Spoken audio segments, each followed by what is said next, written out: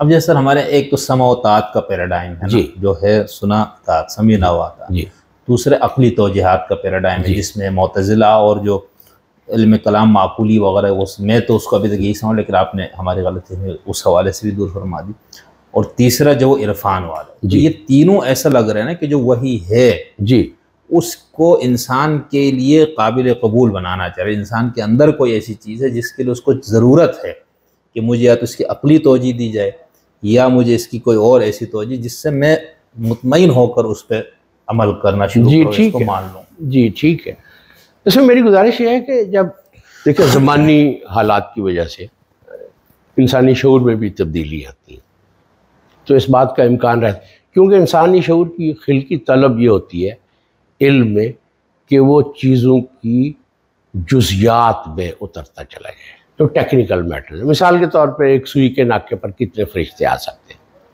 یہ ایک طرح کا ایک جائز ٹیکنیکل پوائنٹ ہے اگر ہم اس بحث میں جائیں۔ تو اگر آپ جدید علوم کی کتابیں دیکھیں تو اس طرح کے آپ کو سینکڑوں مسائل مل جائیں، یعنی چھوٹی چھوٹی چیزوں پر، یعنی علم جب جو ہے نا وہ دقائق کی طرف جانے کا اس کا رجحان ہوتا ہے کہ چھوٹی چھوٹی چیزیں جو ہیں وہ ان پر اپنی وہ استوار کرتا ہے، جیسے یہ انسان میں ایک فطری سی چیز ہے۔ لیکن مذہب جو ہے وہ چونکہ اس کا دائرہ حقائق ہے، تو اس کو اگر اس کا رخ اگر ہم دقائق کی طرف کر دیں تو حقائق کے ساتھ انسان کا تعلق کمزور ہو جاتا ہے۔ یعنی جو زہر ہے نا انسانی شعور کا وہ علم ہے۔ اقبال کی شاعری میں اس کے بڑے وہ ہے نا کہ کیا ہے علم را بر دل زنی یار بود، علم را بر تن زنی مارے بود، کہ یہ جو تشبیہی علم ہے یا مادی علم ہے جو مادیات اور مجردات تک محدود ہو کر رہ گیا ہے، یہ علم انسان کے لیے سانپ کی طرح سے ہے۔ اگر ہم مغربی تہذیب کا کچھ تھوڑا سا گہرا شعور رکھتے ہوں تو جو وہاں کا ایک سمبولک فگر جو ہے وہ ڈاکٹر فاؤسٹس ہے۔ ڈاکٹر کا مطلب تھا مولانا، جیسے ہمارے ہاں مولانا بڑے صاحب علم کو کہتے تھے، تو اسی طرح سے اس ٹریڈیشن میں جو بڑا آدمی ہوتا تھا اس کو ڈاکٹر کہتے تھے۔ تو جو ڈاکٹر فاؤسٹس ہے، یعنی مغربی تہذیب کا جو انسان ہے اس کی تقدیر کیا ہے؟ اس کی تقدیر یہ ہے کہ جب ایمان اس کے لیے اطمینان کا ذریعہ نہیں رہتا اور دنیا کی طلب اس کو مجبور کرتی ہے کہ وہ اپنے ایمان کی نئی تعبیرات کرے، تو وہ پھر شیطان کے ساتھ معاہدہ کرتا ہے۔ ڈاکٹر فاؤسٹس کی یہی کہانی ہے نا، یہ ان کی جو پیریبل ہے یہ وہاں کے مغربی ادب کا ایک بہت اہم حصہ ہے۔ صحیح۔ تو آج سے کچھ صدیاں پہلے وہاں کے علامہ نے شیطان کے ساتھ معاہدہ کر لیا، تو شیطان تو بڑا خوش ہو گیا، اس نے کہا بتاؤ تمہیں کیا چاہیے؟ تو مولانا نے کہا کہ مجھے بحر و بر چاہیے، اور خوبصورت عورت بھی اس کی بھی ڈیمانڈ کی انہوں نے۔ تو وہ جو بحر و بر چاہیے اس نے لا حاضر کیے، یہ لو بحر و بر، تو ان کا گھر بھر گیا۔ اس مولانا نے یہ جو مارے شعور ہے، یہ جو علم مارے آستین نہیں ہے، یہ مارے شعور ہے، تو اس ڈاکٹر فاؤسٹس صاحب نے جو تہذیب پیدا کی ہے، تو شیطان نے ان کو، میں اس کے تناظر میں بات کر رہا ہوں، وہ جو ڈائبولس ہے، جو ابلیس ہے، تو اس میں ابلیس کے ساتھ اس نے معاہدہ کیا نا، تو ابلیس کا تو مطلب ہی یہ ہے وہ جو مایوس ہو جائے۔ تو اس مولانا صاحب کا جب ابلیس کے ساتھ، تو اس نے ابلیس سے جو مطالبہ کیا وہ اس میں کیا تھی؟ اس میں ایمبیشن تھی۔ کس چیز کی؟ پاور کی ایمبیشن تھی بہت زیادہ، کہ میرے پاس ان لمیٹڈ پاور، علم ہو، میرے پاس ان لمیٹڈ ویلتھ ہو، میرے پاس ان لمیٹڈ پاور ہو۔ یہ جو تین چیزیں ہیں جس کی یورپی انسان نے رینیسانس کے وقت سے یہ پیریبل جو ہے یورپ کے ادب میں شامل ہو گئی ہے، اور یہ ایک بہت سگنیفیکنٹ چیز ہے۔ تو میں عرض یہ کر رہا ہوں کہ وہ انسان جو ڈاکٹر فاؤسٹر کی صورت میں مغربی تہذیب کا ایک نمائندہ انسان ہے، ہم ادب میں رہتے ہوئے یہ بات کر رہے ہیں کہ اس نے جب ابلیس سے معاہدہ کیا تو اس نے 3 چیزوں کا مطالبہ کہ علم جس کی کوئی حد نہ ہو، دولت جس کی کوئی حد نہ ہو، طاقت جس کی کوئی حد نہ ہو۔ تو شیطان نے کہا سب حاضر ہیں، مجھے تو تمہارا ایمان چاہیے۔ اس نے کہا لے جاؤ، میرے تو اب کام کا نہیں رہا۔ تو اب 3-4 صدیاں گزر گئی ہیں، تو شیطان نے ان کو بہت زیادہ نوازا ہے۔ یہ ادب میں رہتا، فلسفیانہ بات نہیں کر رہا، نہ میں مذہبی بات کر رہا، میں لٹریچر کے، ویسٹرن لٹریچر کے۔ تو وہ ٹویٹان ٹوڈروف ہے نا ایک بندہ، تو وہ کہتا ہے کہ 3-4 صدیاں جو ہے نا وہ ہمیں شیطان نے بڑے مزے کرائے ہیں، اب وہ بل لینے آ گیا ہے۔ صحیح، اب وہ بل لینے آ گیا۔ تو مغربی تہذیب کے پاس بل دینے کے ریسورسز ہی باقی نہیں۔ بل کیا ہے اس کا؟ بل یہ ہے کہ تم نے بہت مزے کر لیے، یہ دنیا جو تھی اس کو یہ میں نے تمہیں دی تھی، اب یہ تم مجھے واپس کر دو۔ صحیح، یعنی نیچر کو تم نے ڈسٹرائے کر دیا، تم نے دیکھو کیا کیا کچھ کیا۔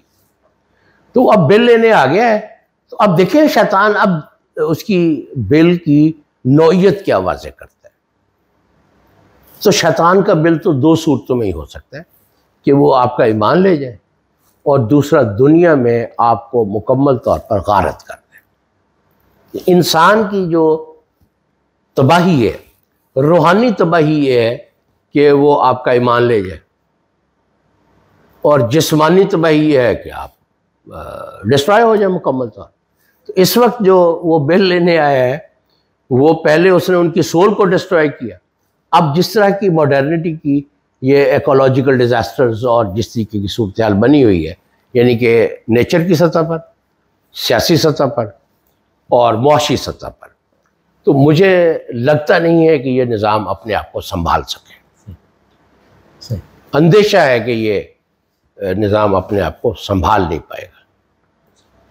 اچھا سر، ایک تو بالکل عامی ہے، عام شخص جو مذہب کو مانتا ہے، پیدائشی ملا اس پہ چل رہا ہے، اس کے اندر کیوں کا سوال شاید وہ نہیں کرتا۔ جی جی، ایک آپ جیسے اہل دانش ہے جو جس کو ہم شیخ اکبر اور اس قسم اس لیول کے جو پہلے لوگ، وہ ان کا یہ کہنا بھائی کیوں کا سوال نہیں ہے، یہ دیا گیا اس کو ماننا۔ تو آپ دونوں میں بالکل فرق ہے اس بات کو ماننے میں کہ خدا کا حکم نے تو ہم نے کرنا ہے۔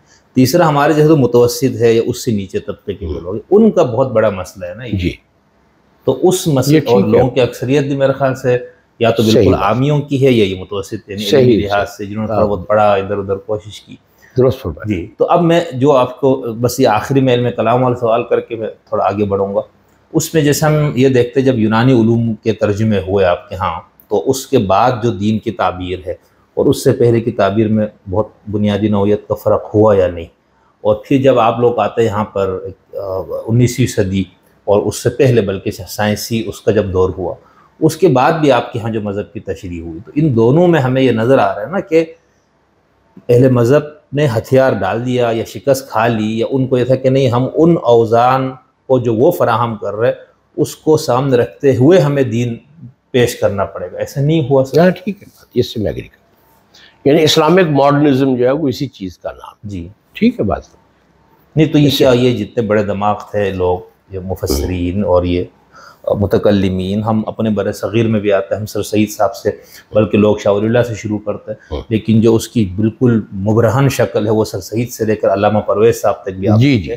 تو وہ ساری چیزیں اب پہلے تو عقلی تھا نا، تجریدی چیزیں تھیں کہ خدا ہے، کائنات یوں ہے، مابعد الطبیعات، تو اس میں عقلی طور پر تو چلو پھر بھی بات ذرا اقرب الی الصواب ہو جاتی تھی کہ کیونکہ فلسفہ بھی زیادہ تر تجرید پہ ہے۔ جی، لیکن یہ جو نئی تہذیب آئی اور جو نیا علم آیا، اس نے تو آپ کو کہا بھی لیبارٹری میں لا کے ثابت کرنا ہے، اور اس کے لیے انہوں نے کوشش ہے کی یہاں تک کہ عصائے موسیٰ کی بھی تشریح وہ ہو گئی، جو لاٹھی ہی نہیں وہ دلائل اور براہین کا نام تھا۔ جی جی، اور جادوگروں سے جو تھا وہ کوئی جادوگری کا نہیں تھا، مکالمے کا تھا، مناظرہ ہوا تھا اور پھر حضرت موسیٰ درست فرمایا۔ یہ تو مسئلہ کیا پھر ان بڑے دماغوں کو یہ چیز سمجھ نہیں اس میں مسئلہ میرا خیال جو اس میں میری اپنی ذاتی پوزیشن ہے وہ یہ ہے کہ مسلم شعور کی جو شکست ہے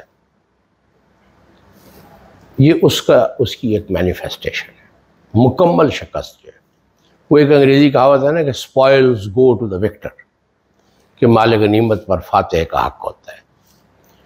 تو جو مفتوح ہوتا ہے نا یا جو شکست کھا جاتا ہے اس کے لیے اپنی چیزوں کو قبول کرنا بھی ممکن نہیں رہتا جیسے وہ اس کو ورثے میں ملی ہوتی، تو وہ ان چیزوں کی تعبیر یا توجیح جو ہے وہ فاتح سے پوچھ کر کرتا ہے۔